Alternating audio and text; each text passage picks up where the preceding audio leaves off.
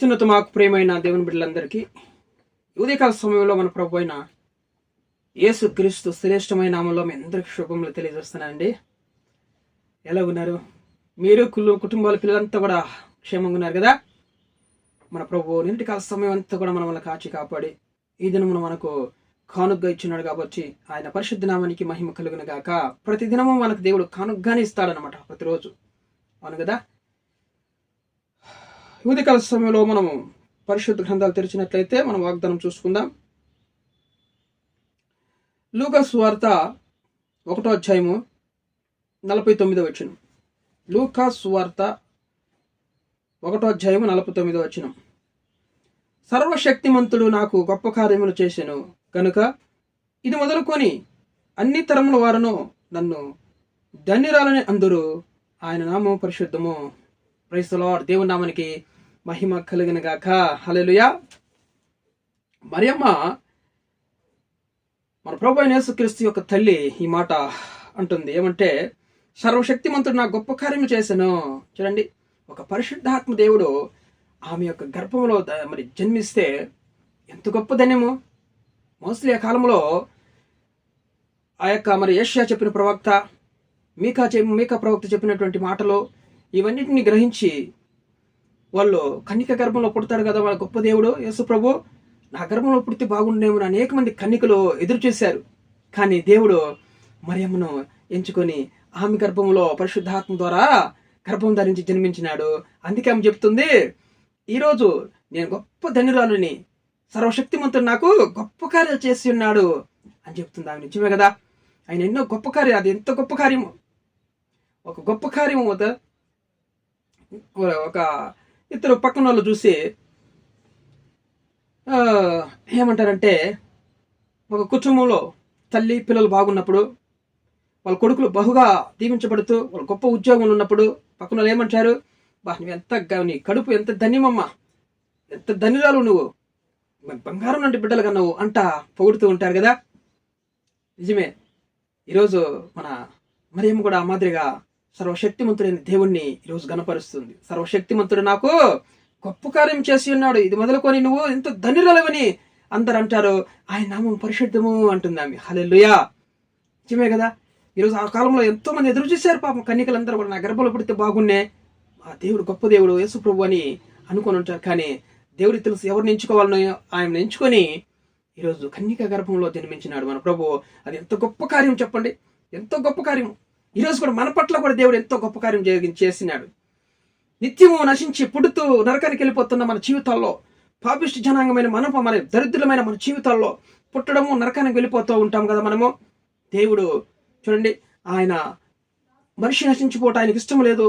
నశించిన దాన్ని వెతక రక్షించడానికి ఒక లోక రక్షకుడు, ఆ పరిశుద్ధాత్మ దేవుడు ఈ లోకానికి ఒక రక్షకుడిగా జన్మించి పాపులైన మన అందరి కోసం, దరిద్రులు పాపులు మన నికృష్టులమైన మనందరి కోసము సిలువలో ప్రాణం పెట్టి ఈరోజు ఆయన ఎంత గొప్ప కార్యం చేసినాడు.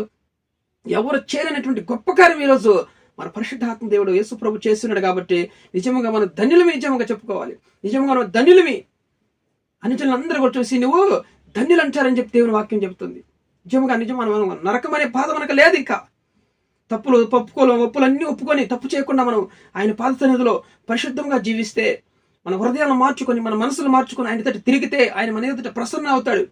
ఆయన మనం నరకంలో నుంచి ఆ బాధను తప్పించి, నిత్యము కాలేటువంటి ఆ నరకంలో నుంచి తప్పించి, అక్కడ పళ్ళు కొరుకుంట ఏడుపు ఉంటాయి కదా, ఆ నరక బాధల నుంచి మనం తప్పించి ఈరోజు పరలోకమైన గొప్ప భాగ్యం, దేవుని యొక్క సింహాసనం ఎదుట కూర్చొని మన పరిశుద్ధుని నిత్యం స్తుతించేటువంటి గొప్ప ధన్యత దేవుడు మనకి అనుగ్రహించాడు. నిజంగా మన సర్వశక్తిమంతుడు మన పట్ల ఎంత గొప్ప కార్యాలు చేసినాడు. దేవుని నామానికి మహిమ కలిగిన గాక. అందుకనే యోవేలు ప్రవక్త కూడా చూడండి, యోవేలు గ్రంథంలో ఒక మాట అంటున్నాడు. చూడండి,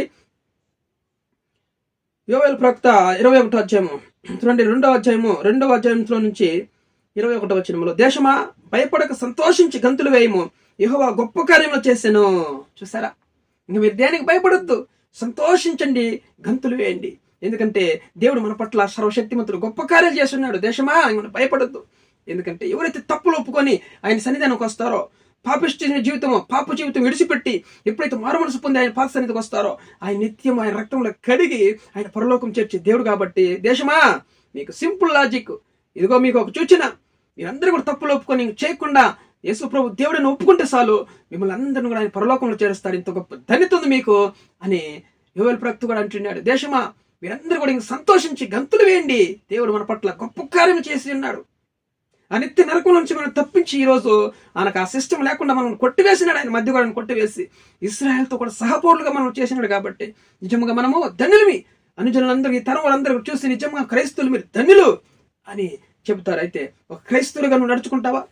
ఒక క్రైస్తవులుగా నిజంగా నువ్వు నిజమైన క్రైస్తుడు అంటే దేవుని సన్నిధి మానక వెళ్ళడం, దేవుని సన్నిధి మానక వెళ్ళడం ద్వారా క్రైస్తుడు అయిపో. మనస్సు మారాలి, హృదయం మారాలి, ఆయన దేవుడిని ఒప్పుకోవాలి. ఆయన వాక్యం ఎలాగ చెలవిస్తుందో అలాగ నడుచుకుంటే వాళ్ళు నిజమైన క్రైస్తవులు.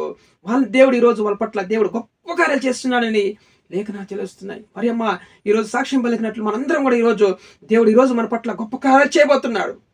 అని జనులందరూ చూసి నిజముగా మీరు ఎంత గొప్ప ధనిలప్ప, మీరు నిజముగా మీ దేవుడు గొప్పవాడు, దేవుడు మీ పట్ల ఎంతో గొప్ప కార్యాలు చేస్తున్నాడని అన్ని జనులు చూసి ఈరోజు చెప్పబోతున్నారు. ఆయన నామం పరిశుద్ధము. హల్లెలూయా. వాగ్దానం ఇస్తే నెరవేర్చే గొప్ప దేవుడు కాబట్టి ఆయన ఎంత గొప్ప దేవుడు అండి. మన పట్ల ఆయన ఎన్నో గొప్ప కార్యాలు చేసి ఉన్నాడు. హల్లెలూయా. దావీదు భక్తుడు కూడా ఒక మాట్లాడినాడు చూడండి. దావీదు భక్తుడు కూడా 126వ కీర్తనలో చూడండి, 126వ కీర్తనలో ఒక మాట అంటాడు చూడండి, 3వ వచనంలో, యెహోవా మన కొరకు గొప్ప కార్యాలు చేసి ఉన్నాడు, మనము సంతోషభరితులమైపోతిమి. దేవుడు మన పట్ల గొప్ప కార్యం చేస్తున్నాడు.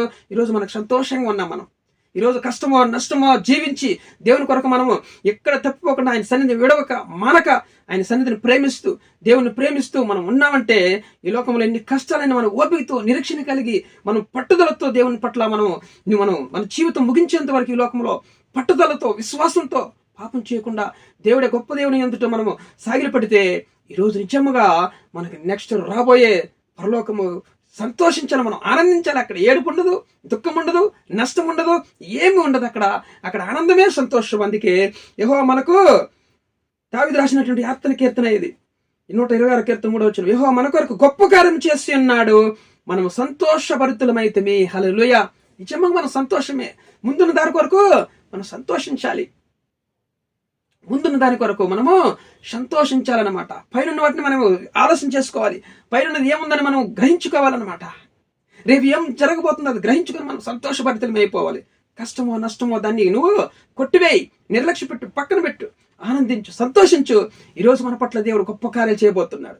సర్వశక్తిమంతుడు నీ కుటుంబంలో, మా కుటుంబంలో ఈరోజు గొప్ప కార్యాలు చేయబోతున్నాడు. నువ్వు దేశమా సంతోషించు, కుటుంబమా సంతోషించి ఈరోజు ఆనందంగా ఉండు. నీకే సమస్యలో ఈరోజు అవన్నీ తొలగించి నీ దేవుడు ఈరోజు నీ పట్ల గొప్ప కార్యాలు చేయబోతున్నాడు. వాగ్దానం ఇస్తే నెరవేర్చు గొప్ప దేవుడు ఆయన. ఆమేన్. హల్లెలూయా.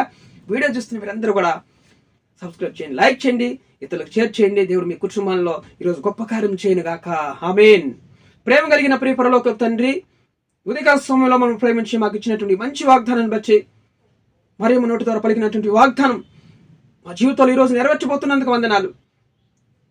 నిజముగా నాయన సర్వశక్తిమంతుడా, మా పట్ల ఈరోజు నువ్వు ఎన్నో గొప్ప కార్యాలు చేస్తున్నావు. నిజముగా ఈ తరం వారందరూ కూడా నువ్వు ధన్యురాలవని అంటారని లేఖనాలు చదివిచ్చినాయి. మీ నామం పరిశుద్ధము.